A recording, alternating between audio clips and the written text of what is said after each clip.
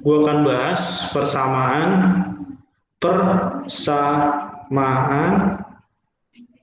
U kuadrat. Ya, materi ini singkat PK. Ya. Oke. Kita kenali dulu apa itu persamaan kuadrat, dimulai dari pertanyaan apa. Ya. Persamaan kuadrat itu persamaan yang memiliki variabel X pangkat 2. Jadi kita kenali dulu dia. Persamaan yang memiliki variabel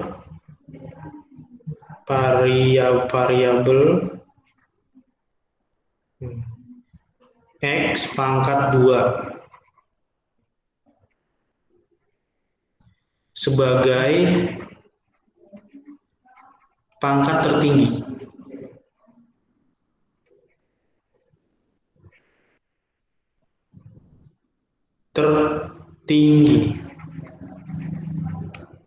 Oh, ini ya, secara definisi, secara arti. Jadi kalau kita lihat sebuah bentuk persamaan, nah dia ditulis dalam bentuk umum seperti ini. Bentuk umumnya. Tulis AX kuadrat plus BX plus C sama dengan 0. Samaan kuadrat. Nah, ini tuh. Bentuk umumnya seperti ini.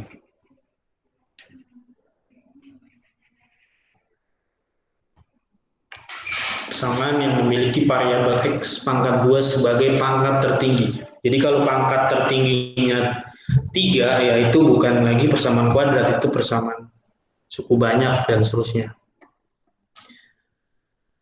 Terus apa yang perlu diketahui lagi dari persamaan kuadrat? Dari persamaan kuadrat itu ada yang namanya akar-akar. Nah, itu ya. Jadi ada yang namanya akar-akar persamaan kuadrat.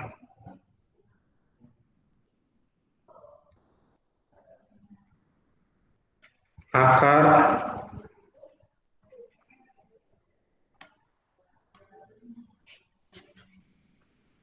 persamaan kuadrat memiliki akar-akar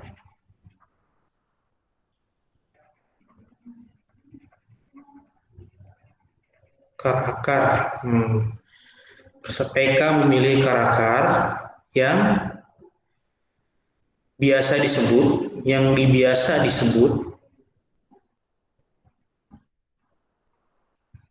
dengan akar pertama, akar ke-1 atau ditulis X1, dan akar kedua.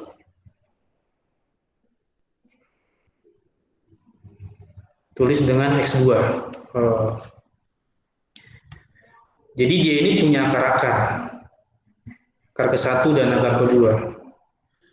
Nah, X1 dan X2 ini adalah nilai yang memenuhi persamaan kuadrat itu. Ya, nilai X yang memenuhi persamaan kuadrat. Jadi misalkan kita punya X nilai persamaan kuadratnya misalkan 2. Nah, 2 itu kalau disubstitusi ke persamaan kuadrat itu sesuai, cocok. Ya ini udah sering kita pakai sih. Cuma gue ingin mempertegas lagi, mengingat-ingat lagi. Pokoknya persamaan kuadrat dia punya akar-akar yang biasa disebut dengan akar ke-1 X1 dan akar kedua X2. Gitu ya. Terus apalagi yang perlu diketahui dari persamaan kuadrat ini? Oke, variabel ya. Jadi dalam persamaan kuadrat ini variabel X ya. Variabel X bisa berubah.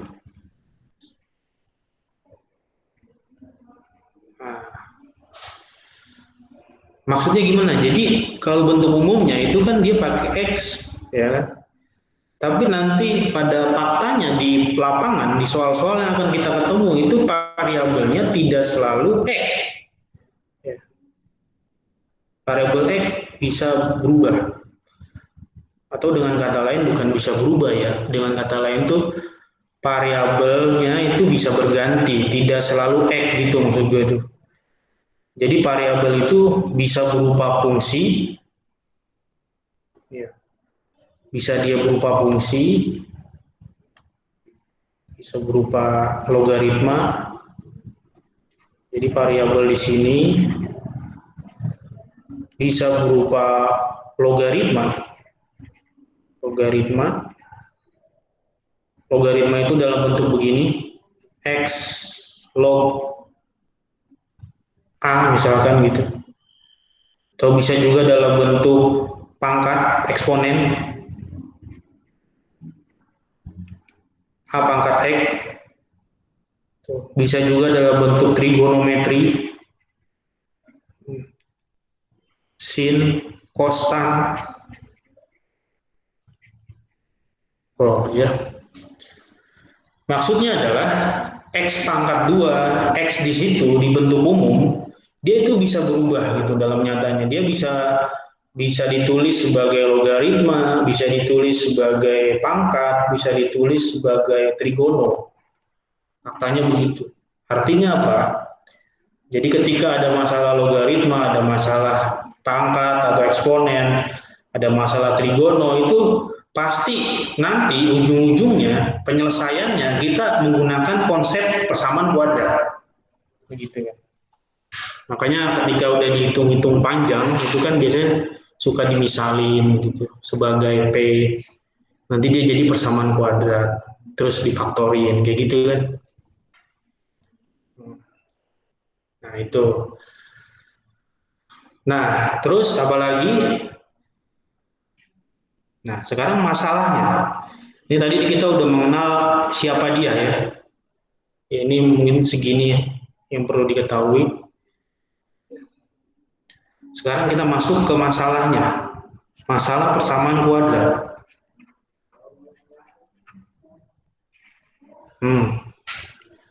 Apa sih yang biasa dijadikan masalah atau dijadikan soal untuk soal-soal persamaan kuadrat? Nah, tentu karena dia punya akar, kita disuruh mencari akar. Nah, gitu.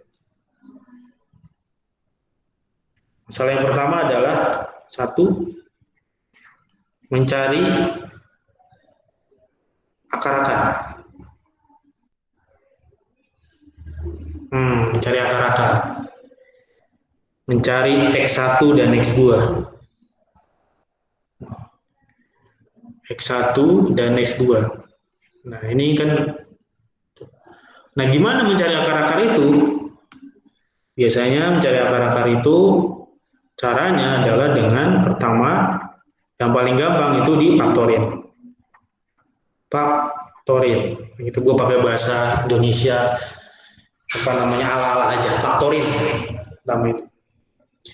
Ya, kita masuk ke sini. Gimana cara memfaktorkan? Faktorin. Kan kita punya bentuk umum persamaan kuadrat ini ya, bentuk umum PK yang dikotakin merah. Jadi persamaan kuadrat dalam bentuk umum gini. Ini kita faktorin kurung kali kurung. Gitu. Sini kita tulis AX, sini kita tulis juga AX. Dibagi A. Ini cara memfaktorkannya sebetulnya. Cara resmi dalam memfaktorkan tuh begini. Terus di sini dikasih plus P, di sini dikasih plus Q. Nah, ini proses memfaktorkan. Di mana P dan Q adalah P kalau ditambah Q itu hasilnya B. Kalau dikali hasilnya adalah A kali C.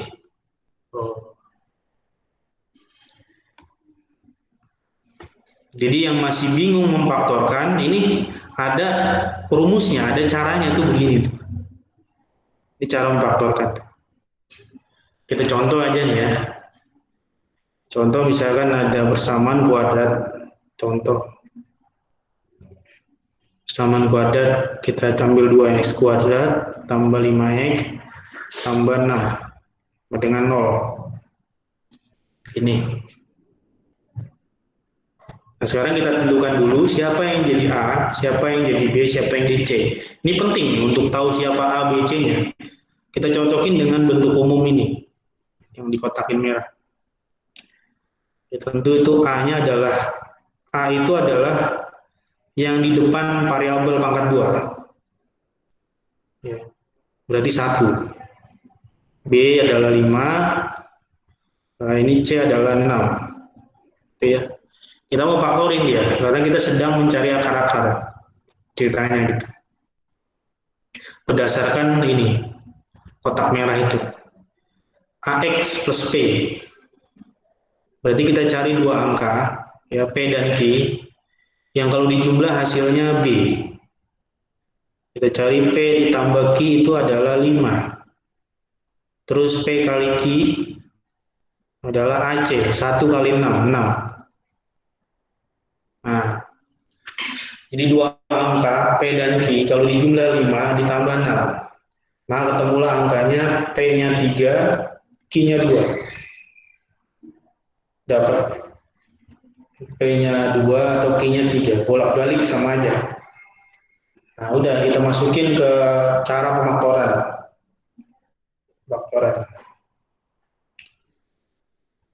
AX plus P. Hanya 1, nggak usah kita tulis saja 1 X, berarti di sini X plus P plus 2. AX plus Q, hanya 1. 1 kali X tambah 3. Per A, hanya 1, nggak usah tulis, dengan 0. Nah, ini. Udah, ini udah kita faktorin ini. Maka dapat dari sini, kurung pertama, X-nya adalah min 2, kurung kedua X-nya adalah min 3. Nah, ini adalah akar-akarnya. X1, X2 ini adalah akar-akar. Oh, itu cara sederhana ya. Jadi kalau yang bingung masih bingung memaktorkan di situ, acuan gue di situ. Selama ini gue pakai itu gitu. Atau yang teman-teman biasa kerjakan juga sebetulnya dasarnya dari situ. Untuk masalah persamaan kuadrat. Nah, terus mencari akar-akar dengan cara apa lagi? Ada banyak ya. Cuma yang seringnya ya ini pemaktoran. Ya, jadi pemaktoran ini sering dipakai di soal apa aja. Bahkan terakhir gue sama Bintang itu integral. Ya, gue lupa masuk ini. Soal integral itu difaktorin, anjir tuh itu. Gue baru pertama itu ngerjain kayak gitu. Jadi variabelnya bisa berubah jadi integral juga. Di gue ganti nih, ada tambahannya. Integral ya.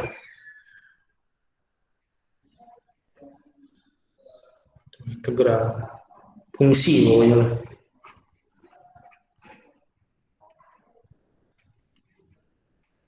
Bisa berubah itu. Ya, jadi gue ulang sekali lagi bahwa variabel di sini itu tidak selalu X, ya. Bisa dalam bentuk log, dalam bentuk pangkat, trigonometri, integral, dan fungsi-fungsi yang lain. Nah, terus masalahnya adalah mencari akar-akar. Caranya dengan difaktorin. Cara pertama. Cara kedua apa? Cara kedua selain difaktorin, kadang fungsi persamaan tidak semuanya bisa difaktorin. Maka muncullah cara kedua, yaitu dengan rumus ABC. Rumusnya begini, X1, X yang kedua, min B plus minus akar B kuadrat min 4AC bagi 2A. Oh, ini. Ini rumus ABC, rumus mencari akar-akar andaikan persamaan tersebut tidak bisa difaktori. Karena ada akarnya misalkan. Nggak gampang lah. Di dalam persamaan kuadrat ada akarnya, ada macam-macam lah. Kadang kan gitu. Nah, maka kita gunakan rumus ABC, rumusnya. Makanya tadi gue perlu mengidentifikasi siapa yang jadi A, B, C-nya dulu. Biar lu kenal itu kan, siapa B-nya, siapa A-nya, siapa C-nya. Supaya bisa dimasukin ke rumus ABC ini. Gitu. Ini tinggal masukin aja ya rumusnya. Udah. Terus masalah persamaan kuadrat yang kedua. Ini mencari akar-akar udah ya. Masalah persamaan kuadrat yang kedua adalah ini. Yang suka ditanyain juga itu sepanjang pengalaman gue mengerjakan soal-soal PTN, suka juga ditanyakan mengenai ini apa sih namanya, karakteristik akar. Suka ada juga itu. Jadi karakteristik akar-akar. Loh, ini maksudnya apa? Si akar tersebut X1, X2 itu nilainya gimana? Apakah dia negatif atau dia positif? Apakah dia sama atau berbeda atau nggak ada gitu? Itu namanya karakteristik dari akar-akar. Dia juga ditanyakan juga tuh. Nah ini ilmu yang gue pakai, ilmu bahasa itu dari nilai diskriminan. Ya, jadi kalau pertanyaannya gitu ya, apakah apa namanya persamaan kuadrat tersebut mempunyai akar sama? Nah itu dia udah menunjukkan karakteristik tuh, mempunyai akar berbeda. Itu udah menunjukkan karakter, tidak memiliki akar. Oh, itu. Nah, kadang ada petunjuk-petunjuk begitu. Nah, kalau ada petunjuk-petunjuk begitu, itu apa yang dipakai? Yang digunakan adalah biasanya gue pakai nilai diskriminan.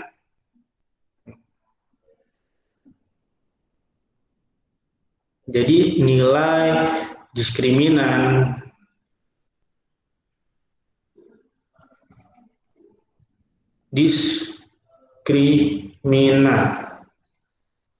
lambangnya D. D ini rumusnya adalah B pangkat 2 min 4 kali A kali C.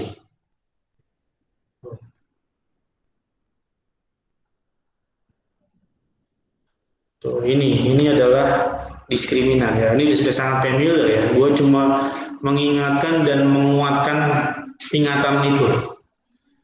Jadi dari sini. Apa memang apa yang bisa kita dapat dari dia? Nah, jadi begini, kalau D-nya pertama ini ya, kalau D-nya positif begini, lebih dari 0, itu artinya persamaan kuadrat yang disingkat PK memiliki akar real, akar berbeda.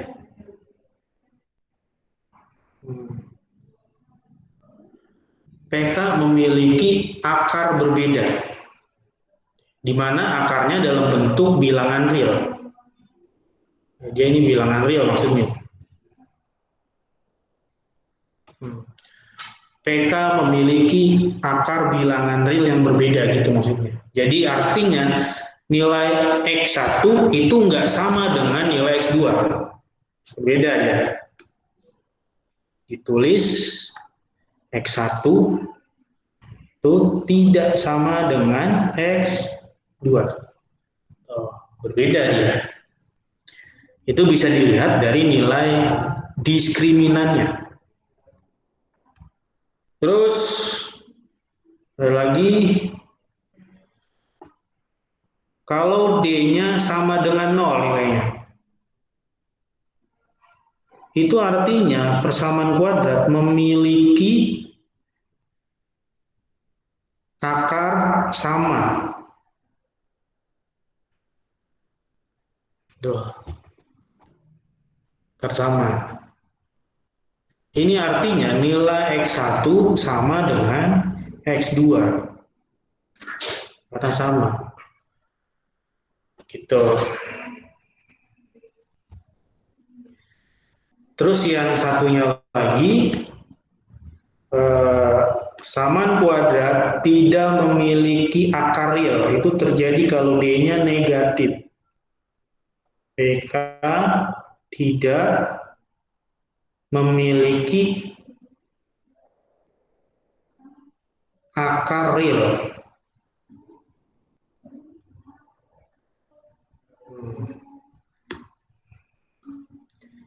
Di sini ada kata real, bilangan real. Bilangan real itu semua bilangan yang kita ketahui ya. Maksudnya bilangan-bilangan yang pernah kita tulis. Mau itu akar, desimal, pecahan, koma-koma, bulat, itu masuk ke dalam rumpun bilangan real. Jadi kalau D-nya negatif, dia nilainya D-nya negatif. Dia artinya tidak punya akar-akar. Itu masalah yang sering tanyakan dalam persamaan kuadrat. Baru dua ini. Ada lagi. Oh, ada lagi. Jadi sebetulnya ketika persamaan kuadrat tidak memiliki akar-akar, ya bukan berarti dia nggak punya akar ya. Dia ada akarnya, namanya akar imajiner.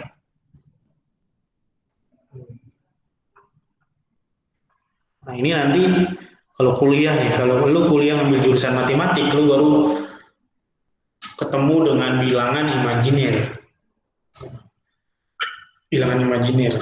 Jadi bilangan itu dalam dunia ini ada dua jenis. Ada bilangan real dan imajiner. Sama-sama gede, banyak. Itu karakteristik dari akar-akar. Oke. Itu baru dua. Sekarang lanjut lagi masalah yang ketiga.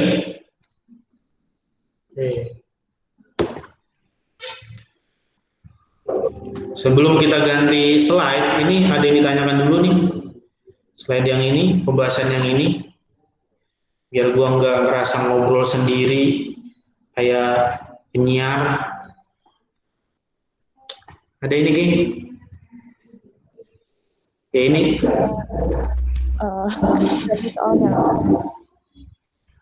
Contoh yang mana? Mau contoh yang mana nih? Bagian yang mana? Bagian judul yang mana? Biar tepat tuh.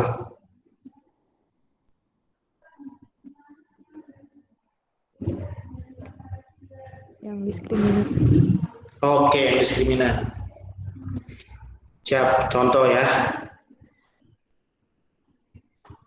Ini yang gampang aja ya, karena gue bikin contoh yang susah nggak bisa, yang gampang-gampang aja.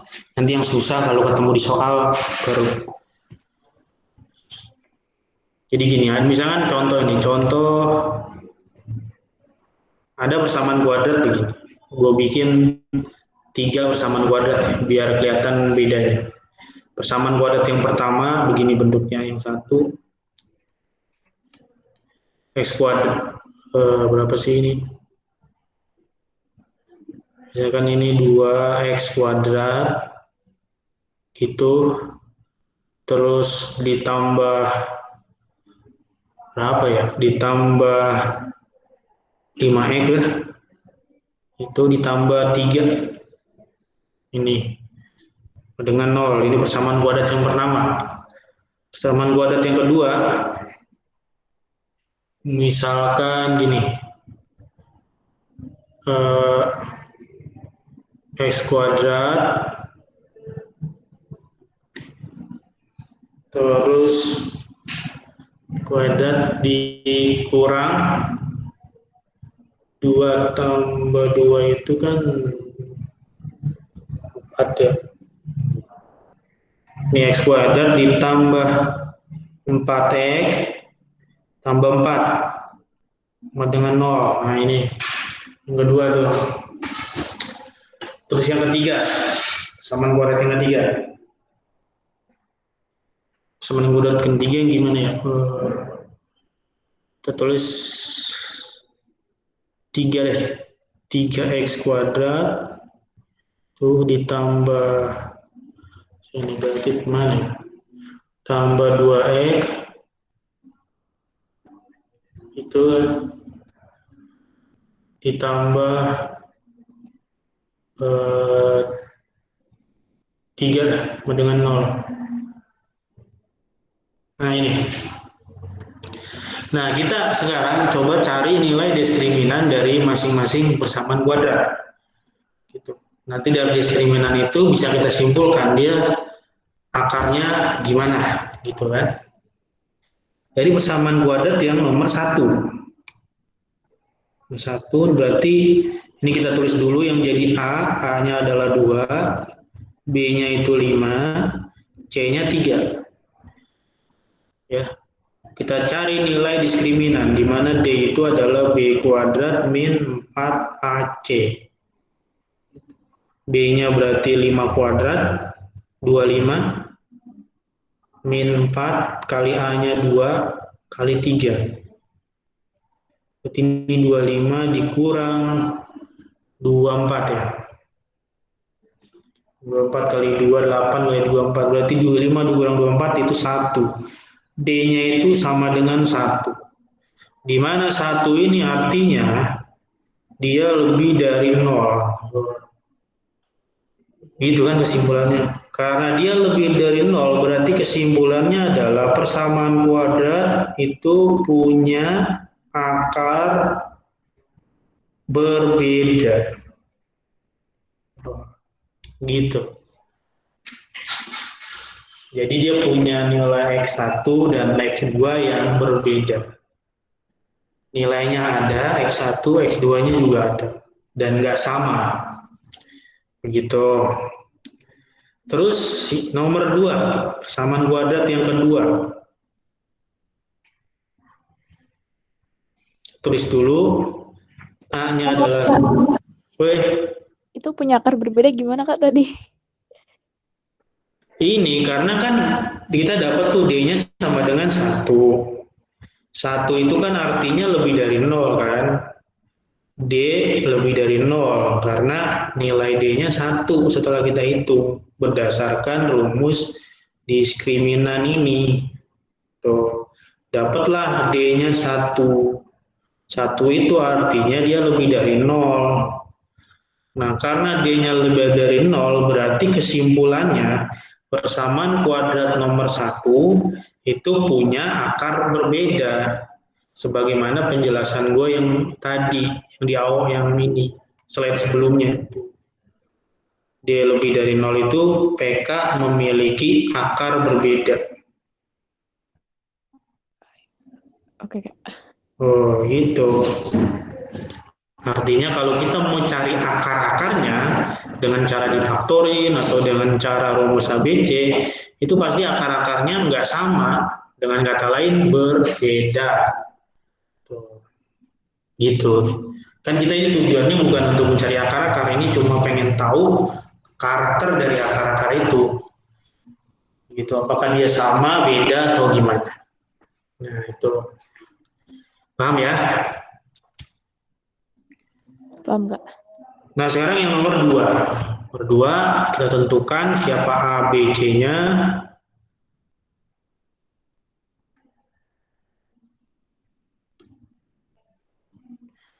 Dua yang jadi A-nya itu 1, itu yang jadi B-nya adalah 4, yang jadi C-nya juga 4.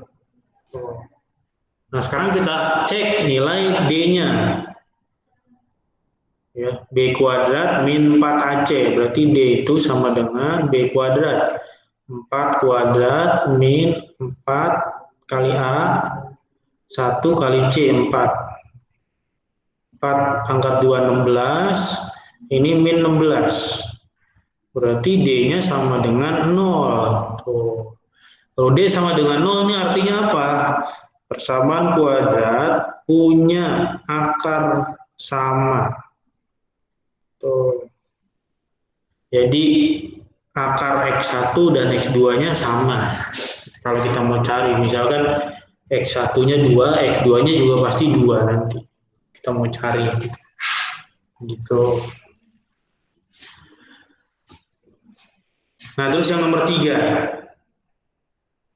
Tulis A-nya adalah 3, B-nya adalah 2, C-nya 3. Kita cari D.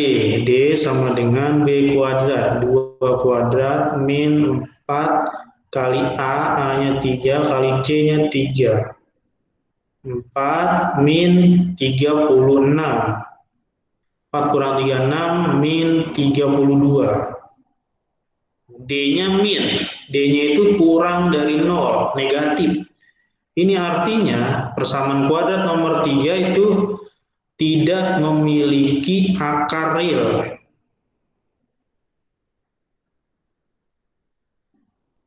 Akar real. Dengan kata lain, akarnya adalah imajiner. Oh, gitu. Itu contoh-contohnya. Ini contoh sederhana ini ya. Tuh nanti persamaan kuadrat level kalian kan yang tadi gue bilang. Itu X-nya aja bisa berubah jadi logaritma, bisa berubah jadi sin gitu.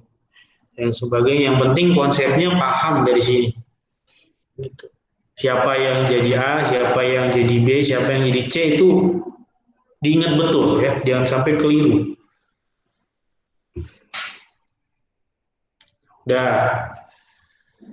Ada lagi ini. Kalau ada kita lanjut ke masalah nomor 3. Ini baru nomor 2 ini ya. Jadi nanti kalau bingung, nggak ngerti atau perlu kejelasan ulang ya langsung aja ditanyakan, disampaikan, nggak perlu nunggu gua selesai jelasin. Nggak apa-apa dipotong aja omongan gua, nanti gua langsung respon. Nomor 3 nih. Nah, masalah persamaan kuadrat yang ketiga yang sering dihadapi adalah hubungan akar-akar. Ya.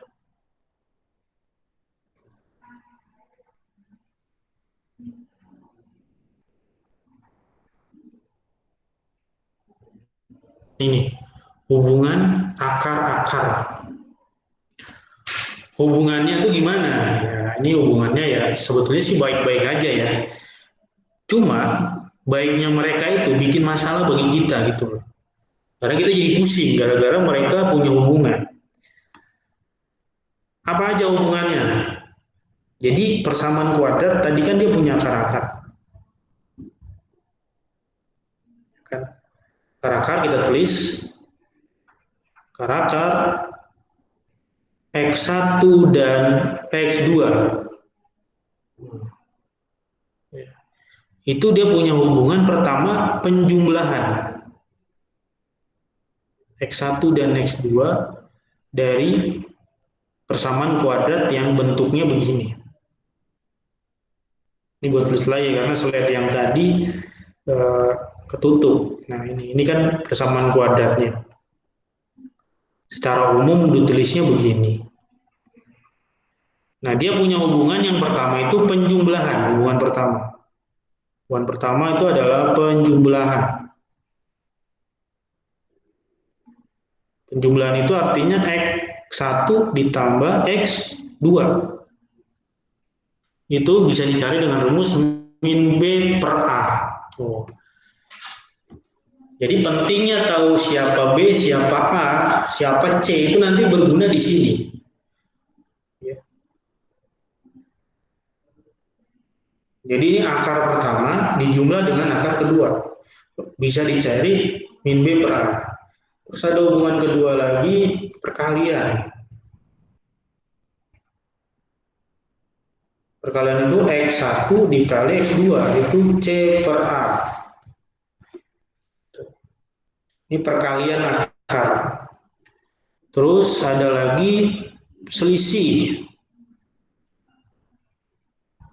selisih X1 dikurangi X2 itu akar D per A. Akar D per A itu. Di mana D ini adalah diskriminan. Yang tadi udah gua tulis kan. D-nya itu Y kuadrat min 4AC. Atau nulisnya gini aja lah. Cut ini 1x2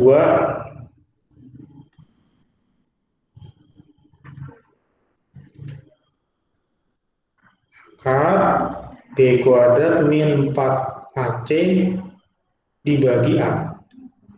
Nah gitu dah. Ini selisih. Terus yang sering ada juga jumlah kuadrat.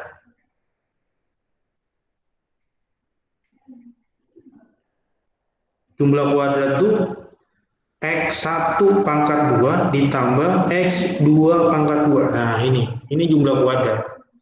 Ini dirumuskan dengan B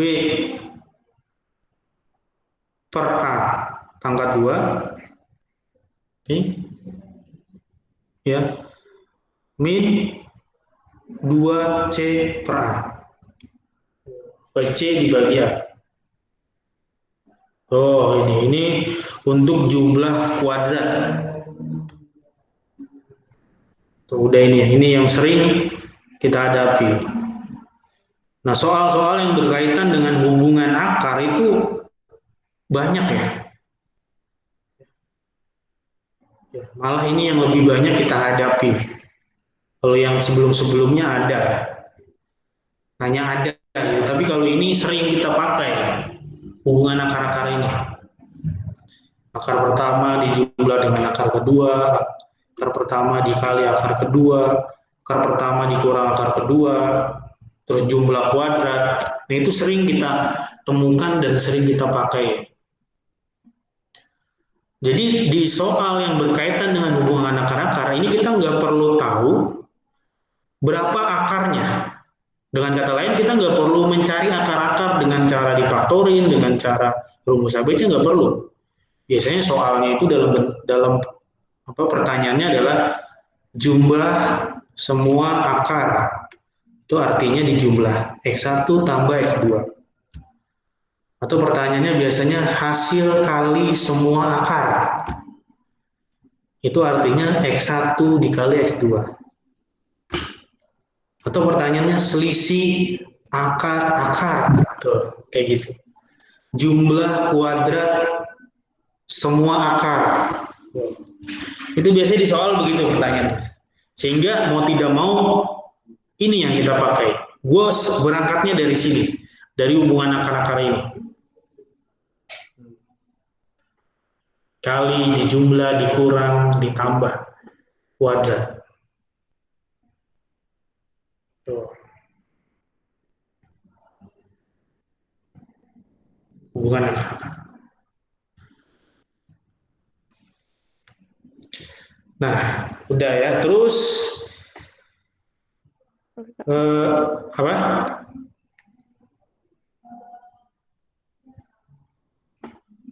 Gimana? Ada yang respon?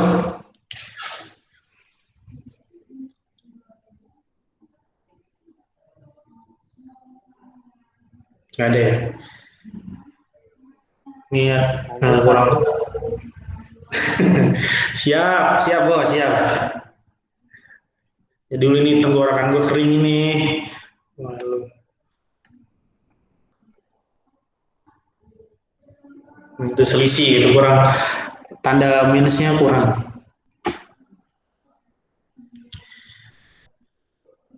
Nah terus lagi ada tambahannya lagi ya. Ada istilah lain dalam yang sering dipakai di soal-soal persamaan kuadrat itu.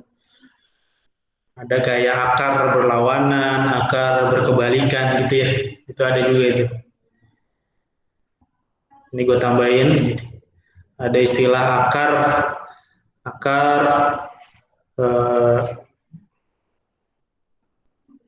berlawanan. Ada istilah akar berlawanan. Nah, persamaan kuadrat tersebut memiliki akar berlawanan. Anjir tuh, akar berlawanan itu artinya begini. X1 ya, akar yang pertama gitu nih. X1 itu maksudnya akar pertama itu sama dengan min X2. Oh, ini yang disebut dengan akar berlawanan.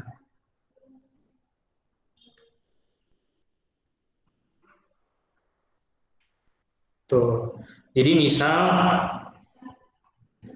akar yang pertamanya adalah A misalnya. Maka akar kedua min A gitu. Karena dia ini berlawanan. Tuh. Ada lagi istilah yang lain, akar berkebalikan. Berkebalikan. Ini istilah-istilah lain nih. X1 sama dengan 1 per X2. Nah ini. Ini arti dari berkebalikan.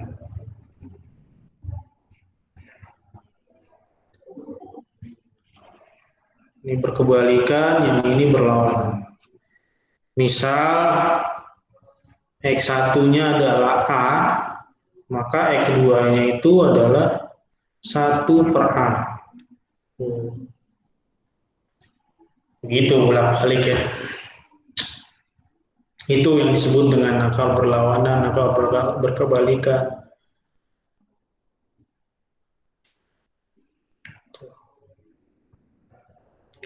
Terus yang apa lagi ya? Apa lagi ya? Nah, ini udah penuh nih slide kedua nih. Sampai sini ada yang ditanyakan? Direspon dulu, geng. Jadi sekali lagi ini hanya untuk mengingat gitu ya.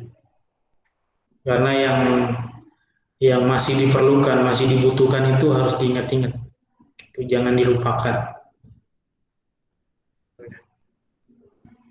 Apalagi yang kayak begini itu selalu ada dalam pikiran. Wah, itu sangat menggoda sekali. Ada ini?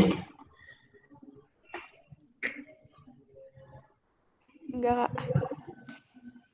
Oke. Itu terus.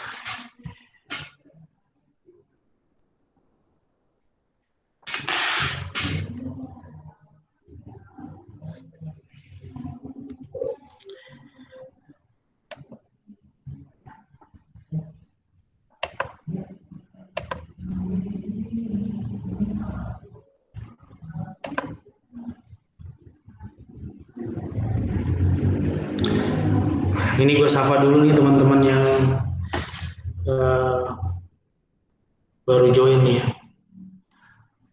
Ada siapa lagi nih di sini? Ada wah, Bro Hatta, halo Bro. Ya, Kak. Ya, ada Ocha, halo Ca. Jangan ini. Halo, Kak. Terus ada, wah ini ada Tabita, Bit,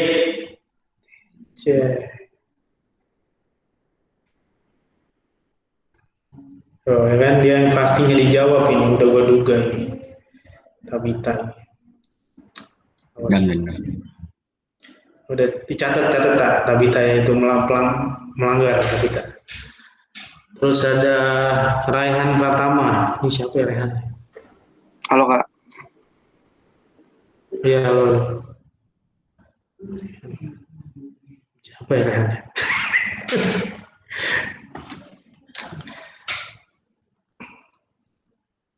Oke. Ini persamaan kuadrat ya. Ini kita tadi udah bahas, bukan bahas sih.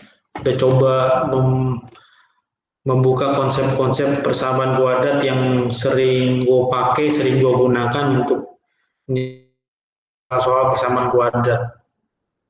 Tuh, mencari masalahnya satu mencari akar-akar, kedua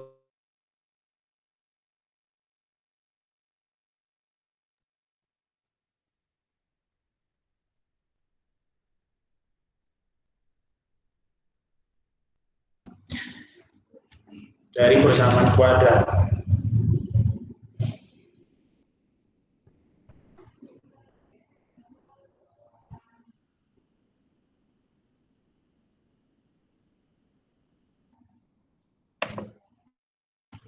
Oke.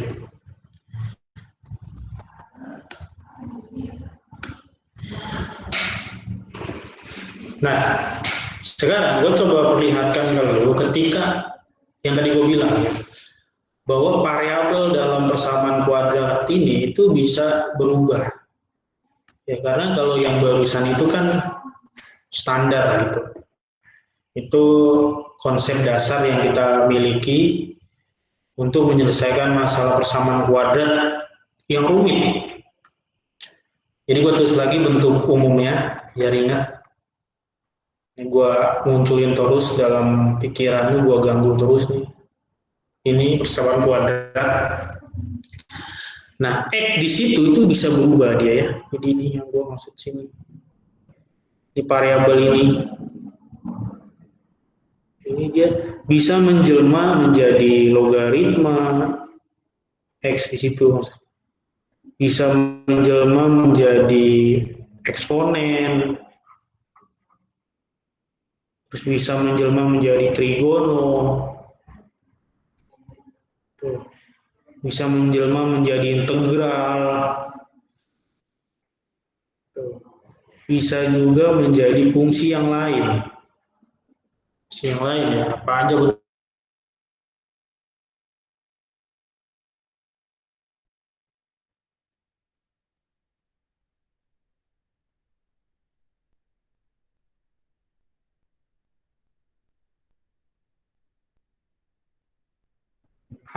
AX log B pangkat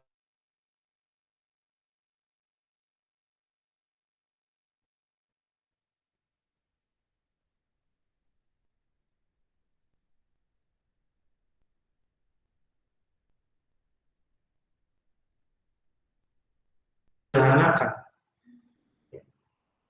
Maka ini dia pakai konsep persamaan kuadrat cara penyelesaian.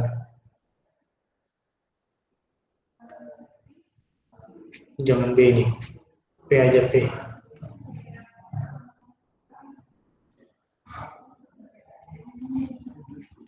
Oh itu.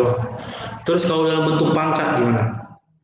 Pangkat A, P pangkat X pangkat 2 tambah B, P pangkat X pangkat enggak ada pangkatnya plus C. Oh gitu dong. Ini kalau dalam bentuk pangkat. Terus kalau dalam bentuk trigono, misalkan yang kita ambil adalah sin lah. A sin X kuadrat tambah B sin X tambah C. Oh, jadi variabelnya dia bisa berganti gitu. Yang penting di sini dilihat ada pangkat tertinggi yaitu 2, pangkat tertingginya. Berarti ini dia menggunakan konsep persamaan kuadrat. Cara penyelesaiannya.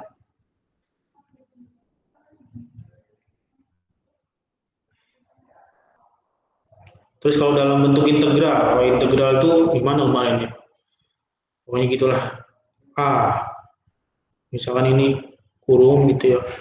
Integral itu pancing ini kan. Integral F dx pangkat 2 tambah B integral F dx plus C sama dengan 0. Oh, ada juga ini yang begini nih.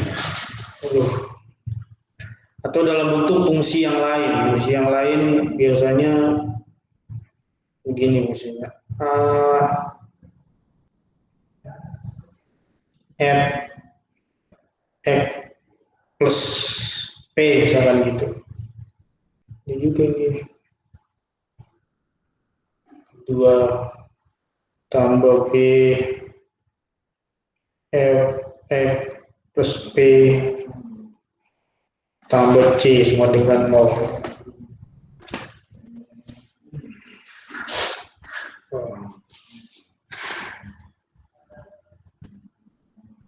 Tuh ya. Ini penerapan persamaan kuadrat di berbagai konsep matematika saintek. Kan ini yang sering kita hadapi kan yang wujudnya mengerikan begini kan ya. Tapi sebetulnya ini biasa aja gitu, sederhana. Kalau kita udah menemukan bentuk akhirnya dalam bentuk seperti ini nih, ya udah pasti apakah dia yang dicari akar-akar, apakah yang dicari karakteristiknya atau apanya, ya kita tinggal gunakan yang tadi udah gue jelasin. Gitu. Nah, untuk contohnya gue belum tahu nih gimana nih. Karena ini bikin soal begini susah juga, ini gue harus nyari-nyari dulu nih. Ya, gitu. Karena kalau soal itu kan pertama dia harus bisa dikerjakan, harus bisa dijawab. Gitu. Kalau soalnya nggak bisa dijawab, itu berarti ngajak ribut ya. Soal yang bisa dijawab aja kadang susah, apalagi yang nggak bisa dijawab, ngeselin kan. Oke. Terus ini penerapan persamaan kuadrat dalam dalam bab-bab yang lain. Sekarang coba kita cari ya soalnya ya. Ya. Cari. Nah, ini masalahnya udah sih cukup ya sampai segitu. Mencari akar-akar udah. Ini yang maksud gue yang level UTBK PTN ya. Cari akar-akar udah, karakteristik juga udah, hubungan juga udah. Udah persamaan kuadrat. Mungkin kalau ada yang belum kelupaan ya bisa diingetin gue ya. Sekarang gue cari contoh soal yang menggunakan itu.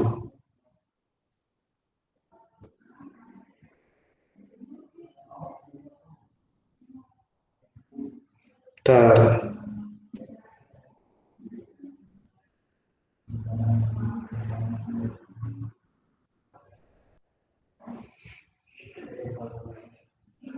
Mana nih?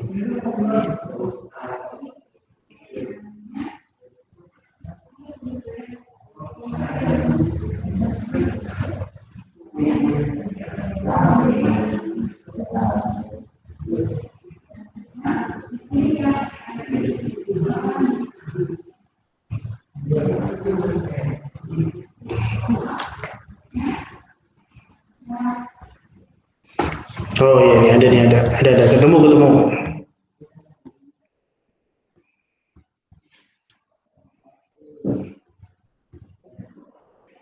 Bentar gue tulisin soalnya.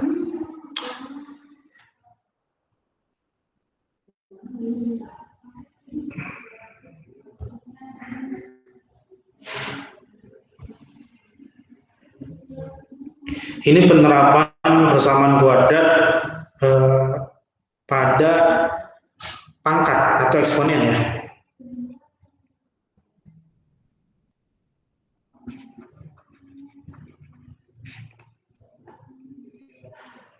Ada begini.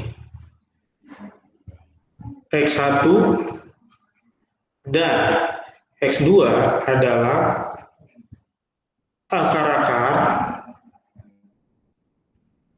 dari 9 pangkat X min 4 kali 3 pangkat X plus 1 min 2 kali cok ribut ini 3 pangkat X plus A sama dengan 0.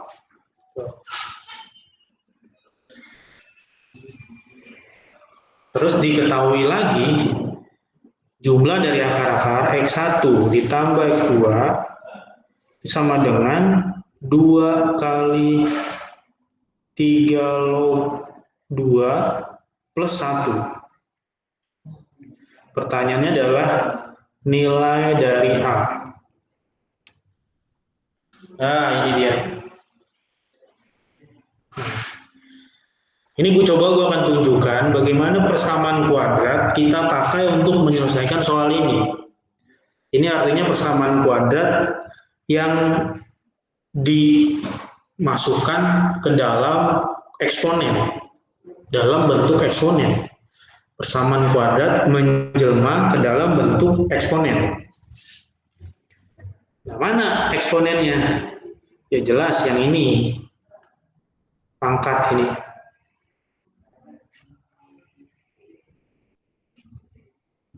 Tuh itu kan. Ya tinggal kita temukan bentuk pangkat duanya ya. Jadi sekali lagi kita udah tahu ini adalah persamaan eksponen yang memuat persamaan kuadrat. Sehingga kita harus temukan bentuk umumnya, bentuk dalam bentuk pangkat duanya yang seperti ini begini. Caranya gimana? Ya kita atur, kita utak-atik supaya jadi seperti bentuk umum, ada pangkat duanya.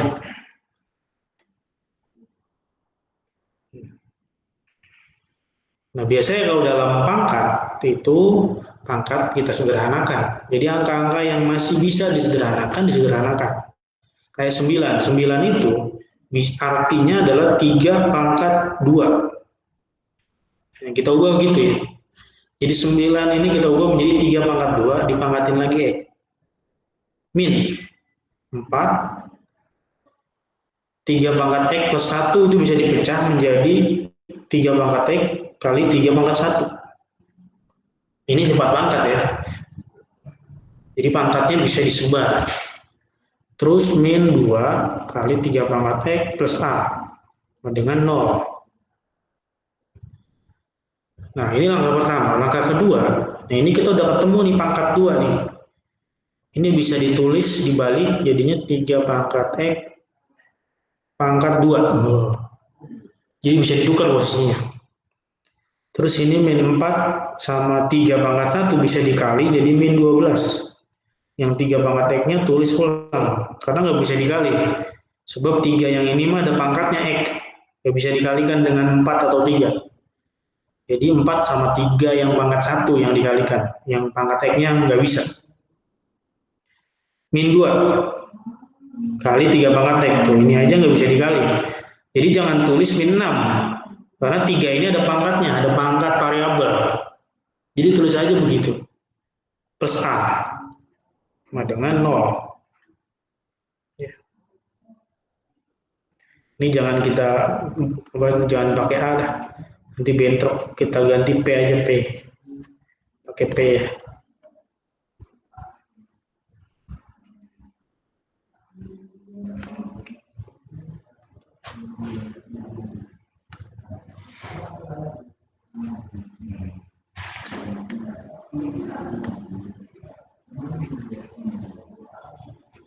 Nah gitu.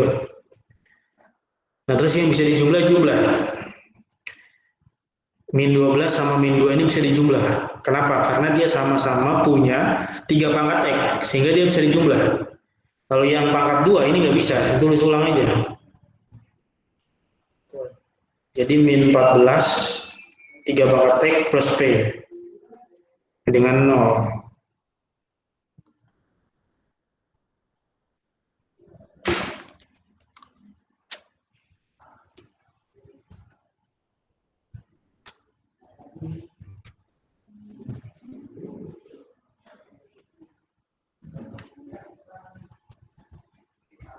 Nah, terus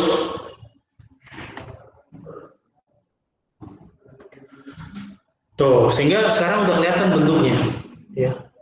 Udah kelihatan ada pangkat 2-nya gini. Tuh, ini kan. Ini. Nah, ini udah jadi persamaan kuadrat ya. Tuh, supaya makin kelihatan, makin cakep bentuk persamaan kuadratnya, kita bisa misalkan. Misal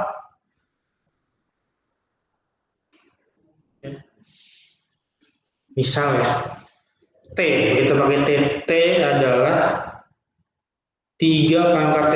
Ya, jadi 3 pangkat T di sini kita sebut sebagai T. Sehingga T menjadi variabel.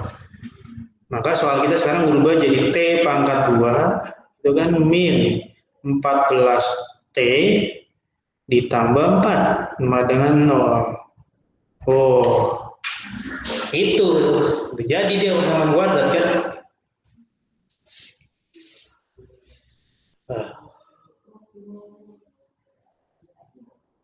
Berarti artinya persamaan kuadrat ini dia kan punya akar-akar dong, ya kan? Akar-akarnya dalam bentuk T, karena variabelnya T bukan X. Ya, variabel yang dimisalkan ini dia punya akar-akar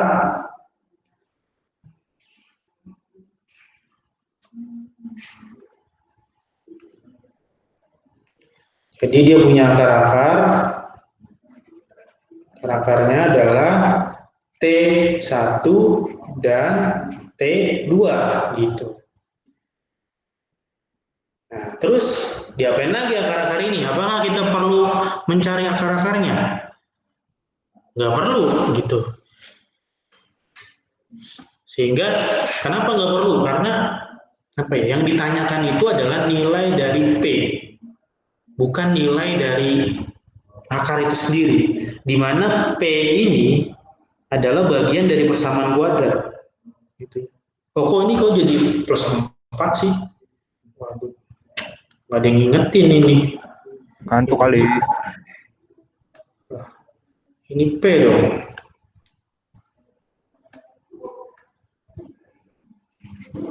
Oh, jadi itu ya, 4. Nah, kita butuh P. Jadi dari persamaan kuadrat ini, kalau kita tulis siapa A, siapa B, siapa C-nya, maka akan diperoleh A-nya itu 1, ya kan? B itu min 14, C itu adalah P. Oh, C-nya P. Artinya karena kita ingin mencari P, itu berarti kita mencari C. Gitu kan? Kita bisa dapat C itu dari mana? Dari hubungan akar-akar. Apa hubungannya? Hubungan perkalian. T1 dikali T2 itu sama dengan C per A. Tuh. Rumusnya kan gitu kan tadi kan? Rumus perkalian. Masukin dulu. C-nya adalah P, A-nya 1. Gitu. Ini perkalian T1, T2. Berarti T1 dikali T2 itu adalah P bagi 1 ya P. Oh. Udah. Terus dari sini gimana lagi? T ini kan pemisalan. Dia bukan angka sebenarnya. Dia memisalkan bentuk 3 pangkat X. Jadi kita balikin ke bentuk semula, substitusi T sama dengan 3 pangkat X. Karena T itu kan 3 pangkat X kan. Maka dari bentuk kotak merah ini kita punya T1 itu artinya 3 pangkat X yang pertama, T2 dikali 3 pangkat X yang kedua, sama dengan P. Gitu. Berdasarkan sifat pangkat itu bisa dijumlah. Tuh, gitu. Nanti kita kupas pangkat dan logaritma ya, karena ini juga sering dipakai pangkat logaritma itu. Nah, terus juga dalam bentuk sifat pangkat dan logaritma ini bisa ditulis menjadi X1 ditambah X2 sama dengan 3 log P. Oh, gitu ya. Jadi yang sebelumnya 3 pangkat X1 plus X2 itu bisa ditulis jadi seperti ini. Ini berdasarkan sifat pangkat dan logaritma. Ada acuannya ya, nanti ya kita coba kupas itu. Ini kan sekarang gue sedang mencontohkan bagaimana persamaan kuadrat betul-betul sangat dipakai di soal-soal UTBK, ujian mandiri, PTN, dan lain sebagainya. Tadi kita udah pakai hubungan akar-akar itu tuh ya kan. T1 kali T2 itu udah kita pakai.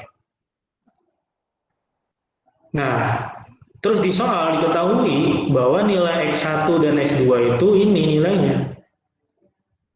Itu di soal tuh.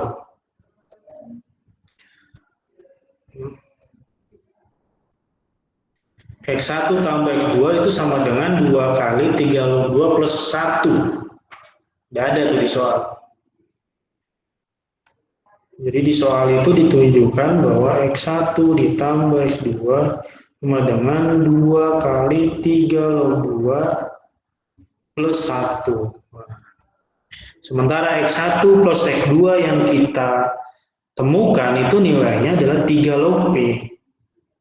Ya, berarti ini sama dengan 3 log P. 2 kali 3 log 2 plus 1 gitu. Nah ini sampai sini udah mainan logaritma sekarang. Nah kita kan ingin mencari P, berarti artinya 3 log yang ada di sampingnya ini harus dicoret. Gitu kan logikanya, harus hilang. Karena kita butuh P. Gimana caranya supaya 3 log dicoret? Berarti kita butuh 3 log lagi yang ada di sebelah kanan. Ya gitu ya logika kerjanya begitu. Kita butuh P. Berarti yang ada di ruas kiri, 3 log di ruas kiri itu harus dihilangkan, dicoret. Gimana caranya? Caranya kita harus temukan bentuk 3 log di ruas kanan. Sehingga bisa dicoret. Udah sekarang kita fokus di ruas kanan. Gimana caranya supaya bentuknya jadi 3 log? Nah, 2 di depan berdasarkan sifat logaritma itu bisa naik jadi pangkat. Jadi 2 di depan ini jadi pangkat 2. Jadi 2 yang ini dipangkatin 2 gitu. Tambah 1 bisa dirubah menjadi 3 log 3. Gitu ya. Karena biar bisa dioperasikan dengan yang sampingnya.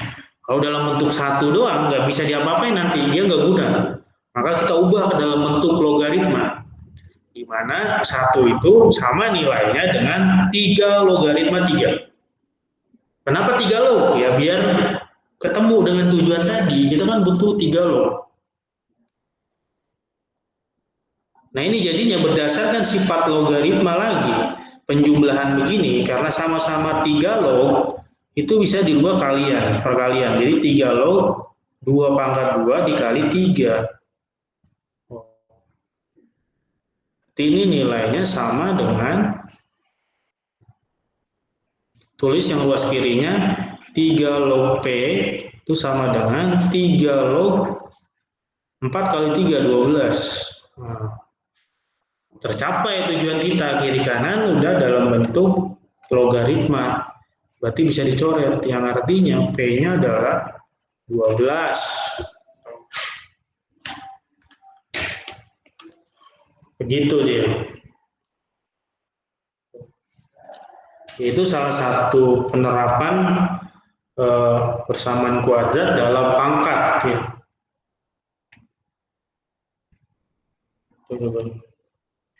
Sampai sini ada yang tanyain nggak nih? Teman-teman? Apa? Itu tuh yang 3 kuadrat pangkat X.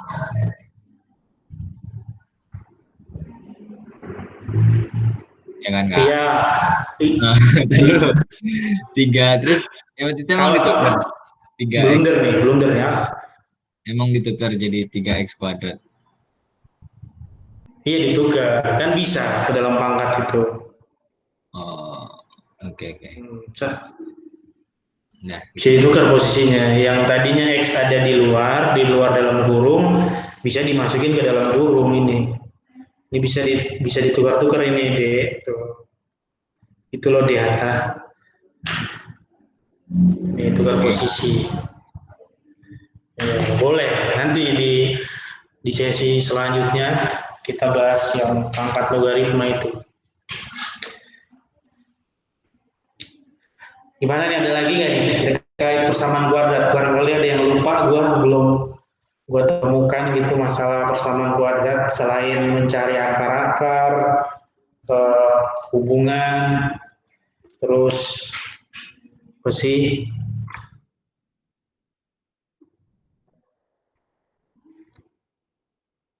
Akar berlawanan, akar berkebalikan gitu. Ada nggak ya? Gue kadang suka gini nih, ntar aja kalau udah lewat dari kelas lu, gue keingetan ada yang lupa gitu. Kalau lagi begini susah banget diinget-inget apa gitu. Ntar aja nih kalau udah selesai. Oh iya tadi lupa yang ini gitu. Yang ini belum.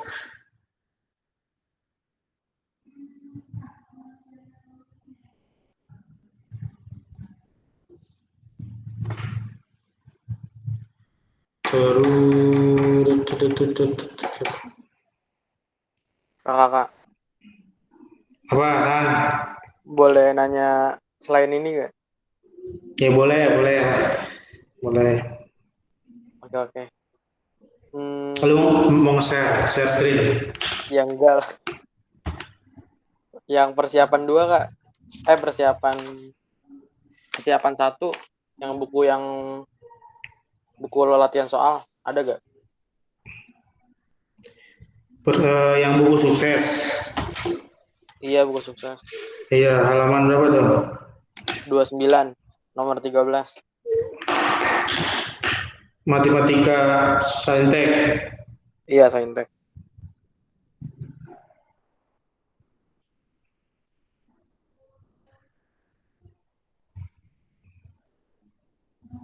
Yang mana yang itu yang fungsi efek Iya, Kak, fungsi.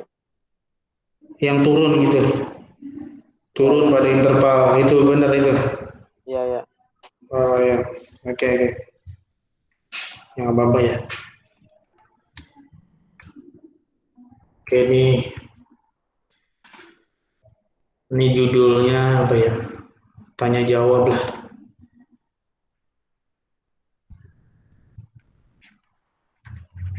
Tanya jawab.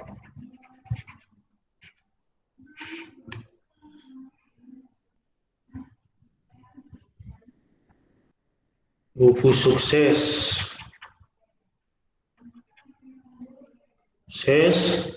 Halaman berapa tadi, Tang?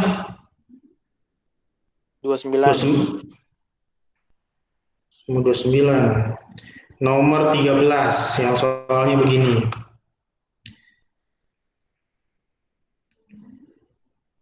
Efek gitu sama dengan min 2. Min 2 akar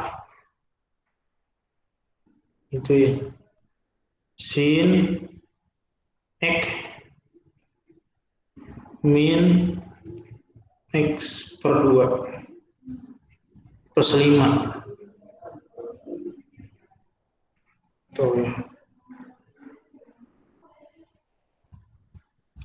Di mana intervalnya itu dari min 5 sini turun pada interval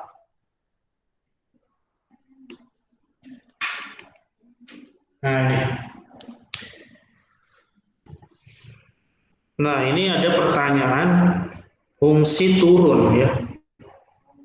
Jadi biasa gue tuh kalau ngerjain soal itu gue berangkat dari yang ditanyakan dulu. Fungsi turun. Oh, fungsi turun itu berarti kaitannya dengan turunan pertama. Aplikasi turunan pertama.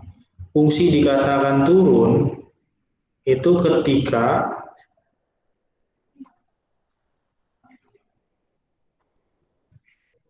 turunan pertama dari fungsi itu kurang dari 0. Nah ini. Ini dia artinya turun, mengacu dari sini.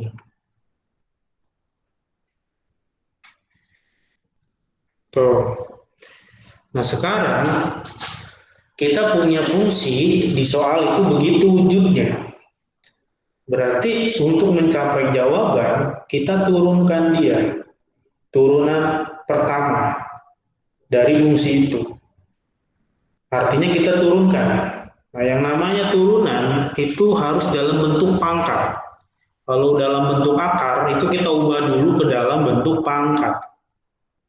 Sehingga si F itu berubah menjadi min 2, kita rubah gitu penulisannya. Sin X min X per 2 gitu ya. tambah 5 pangkat setengah. Akar itu kan pangkat setengah gitu kan. Oke.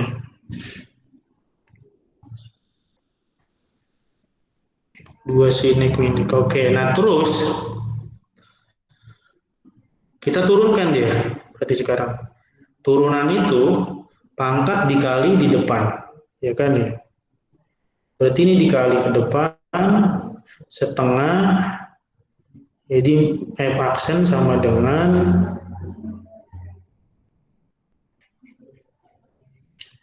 min 2 dikali setengah gitu, ini proses turunannya. Terus pangkatnya berkurang 1, berarti setengah dikurangi 1 gitu. Terus dikali turunan dalam kurung, karena dalam kurung ini masih memuat X. Berarti kita turunkan, turunan sin adalah cos.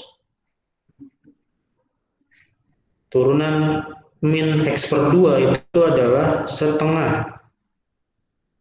Turunan 5, 0, nggak usah ditulis. Udah tuh, begitu ya. Terus kita rapihin penulisannya, min 2 bagi 2 habis, min 1 kan. Min berarti ini, terus ini jadinya pangkat min 1, ini jadi sin X, dikurang X per 2, tambah 5, setengah dikurangi 1 itu min setengah. Ini cos X min setengah. Nah, pangkat min setengah bisa disimpan di bawah. Jadi akar. Karena pangkatnya min, kalau disimpan jadi di bawah. Ini kita tulis jadinya akar. K sin X min X per 2 plus 5. Oh gitu, ini yang min setengah disimpan ke bawah. Terus yang atas kali ke dalam, min kali cos min 1 kali cos min cos setengah plus setengah, berarti setengah min cos X. Oh, nah ini turunannya berarti ini ya. Turunannya gitu. Nah sekarang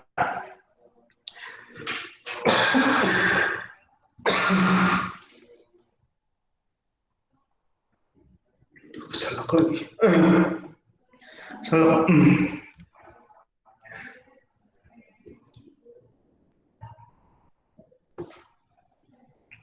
Sekarang kita masuk ke konsep fungsi turunan, di mana fungsi dikatakan turun kalau F aksennya kurang dari 0.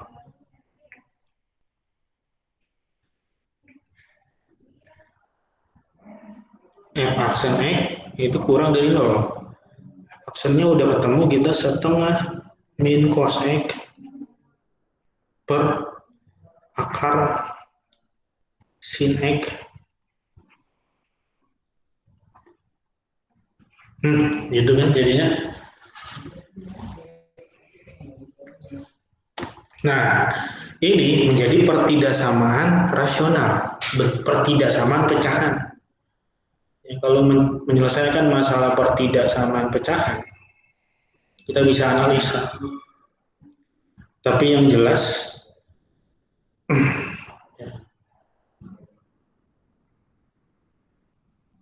oke,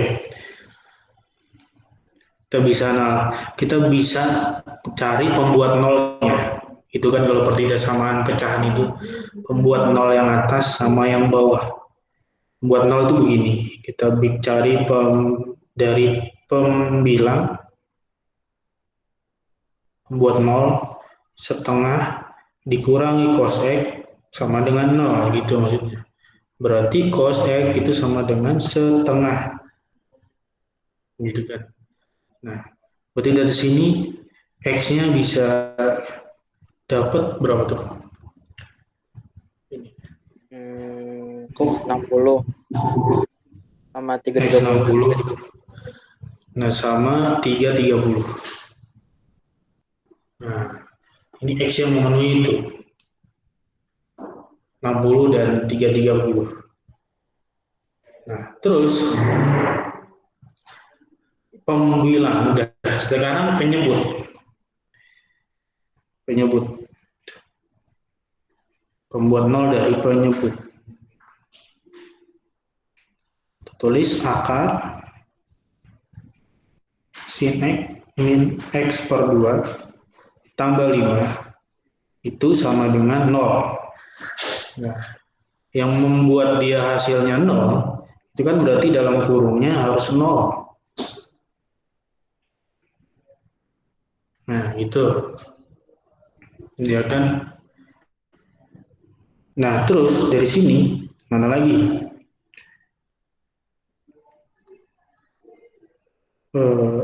Kalau kita samakan penyebut, Kakak. woi, Bukannya nyebutnya tinggal dikali 0 ya. Jadi semua ada pembilangnya. penyebut 30 gimana? Ntar akar sin x min x per 2 plus 5 dikali ke kanan. Jadinya 0. Ya nggak bisa. Nggak bisa. Nggak bisa dia. Nggak bisa seperti itu. Gitu. Jadi kalau apa ya, gimana yang jelasinnya susah. Yang jelas kalau dalam bentuk pecahan begini dia nggak bisa dikali ke kanan gitu. Ya kan sebetulnya kita bisa aja ini. Kalau dilihat dari soalnya kan langsung kali silang. Padahal pengerjaannya nggak begitu gitu, nggak bisa dikalikan silang langsung. Maka prosedurnya harus cari pembilang, pembuat nol, dan cari penyebut, pembuat nol. Begitu. Nah udah ini pembilang udah, sekarang penyebut ini segini. Berapa tuh? Tapi yang jelas begini ya, akar itu dari akar aja ya. Ini kalau kita analisa nih, akar itu hasilnya itu tidak pernah negatif. Ya. Hasil dari akar itu dalam akar ini nggak pernah negatif hasilnya. Nilai akar itu selalu lebih dari 0 sama dengan ya. Jadi nilai dari akar fx itu nilainya ada di sini di interval ini tuh. Positif. Nah, kalau kita pakai yang tadi nih, yang ini nih. Yang ini nih. Ini cari pembuat nolnya gimana ya? Yang ini nih. Gak tahu juga, Kak. Ini kalau dikali silang, disamakan penyebut, misalkan gitu, nyebutnya 2, terus ini jadi 2 sin x, terus ini min x, terus ini 10 dengan 0. Tapi ada X-nya, Kak. Bingung. Betul. X aja, Kak. Iya, terus juga di sini soal ini intervalnya nih, Tang, min 5 sampai 5, tuh ya kan ya. Sedangkan kita enggak kan apa? Maksimum sama minimum min 1 sama 1 kan. Loh, X yang mana itu? Oh, bukan. Jadi nilai X yang memenuhi persamaan ini itu di antara min 5 sampai 5. Padahal ini tuh fungsi trigono. Iya, masa fungsi trigono itu nilai X-nya itu pasti berupa sudut. Aturan pi ya? Iya, pi. Nah, makanya itu kita dapatkan ini tuh 60 dan 330. Nggak ada dong di ruang ini, di interval ini kan. Nah, saya udah sampai situ, Kak. Terus jadi saya masukin kan 60 sama 330. Bikin garis bilangan. Nah, ntar dapatnya jawabannya yang B. Saya kagak tahu, saya pengen mastiin benar atau kagak. Iya, kalau mau langsung dimasukin sebetulnya bisa aja, cuma dengan keyakinan bahwa penyebutnya ini nilainya sudah pasti positif gitu. Penyebutnya ini kan kalau dianalisa ini bentuk pecahan yang ini. Tuh, ini kan kalau disederhanakan cara penulisannya A dibagi B itu harus negatif nilainya. Nah, itu kan kemungkinannya berarti pembagiannya bisa begini, A-nya positif, B-nya negatif. Itu pasti hasilnya negatif. Atau kemungkinan kedua, analisa kedua, A-nya negatif, B-nya positif. Ini juga hasilnya negatif. Jadi untuk memastikan hubungan kurang dari 0, itu bisa dipenuhi oleh dua kondisi ini, plus min atau min plus. Nah, penyebut di sini itu dalam bentuk akar, gitu ya. Dalam bentuk akar. Kalau kita anggap nilai ini dia positif, ya, ini kita anggap aja, ya bahwa nilai ini, karena ini susah memecahnya ini, nyari pembuat nolnya susah ini. Iya Kak, susah. Ini kita anggap nilainya positif, nilai ini. Nah, gitu, kita anggap dia ini positif nilainya. Berarti kan kalau begitu kita ketemu kondisi yang kedua. Tuh, bawah udah jadi positif. Berarti kita butuh atasnya negatif supaya bisa begini. Nah, udah. Maka sekarang soal kita menjadi setengah yang atas nih, min cos X itu harus kurang dari 0 karena kita butuh dia negatif nilainya. Cos X itu kurang dari setengah, kurang dari, lebih dari, kan pindah ruas. Terus ya. Jadi lebih dari setengah. Tuh, tadi kita udah dapat X-nya 60 dan X-nya 330. Ini tuh dengan kata lain ini cos X min setengah itu nilainya lebih dari 0 itu ya. Jadi itu kita dapat nih X-nya ini 60 dan 330.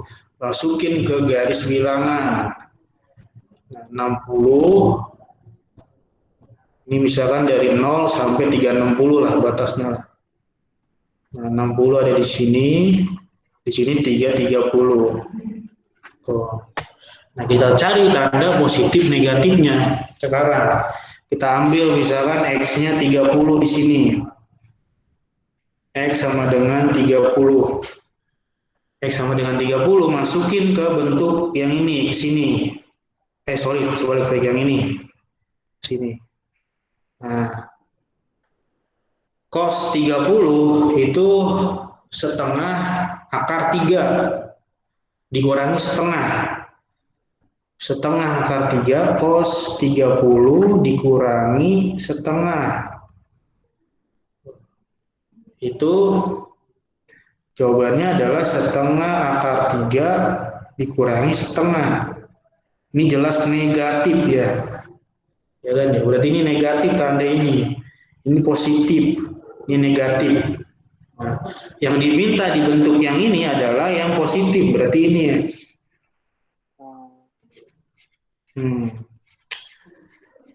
Nah, berarti solusinya adalah batasnya 60 sampai X sampai 330. Itu dia. Begitu, Tan. Itu sama nggak? Oh, jadi bukan yang minus ya, karena turun. Ya bukan, kan itu kan turun hanya jalan awal aja untuk pengerjaan. Tapi pas pada prosesnya tandanya kan bisa berubah-ubah berdasarkan analisa yang tadi. Begitu. Udah gitu, Tang, nanti kalau kurang kita ketemu aja. Oke. Ya ini udah jam 4 lewat.